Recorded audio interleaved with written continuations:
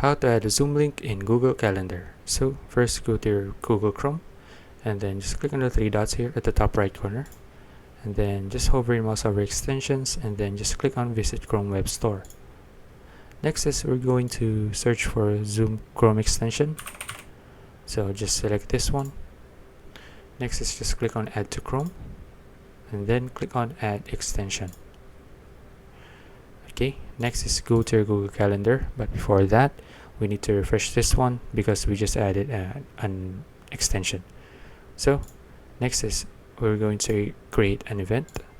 So I'll just name this as sample or sample 1.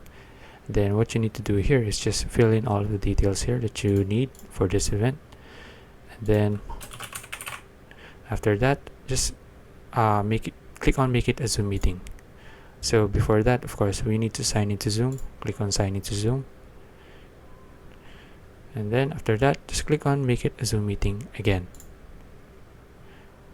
Now click on the event, and as you can see, now we have a link for the Zoom. Now we have a Zoom link. So that's it. If you found this video useful, please like and subscribe for more videos like this. See you in the next one.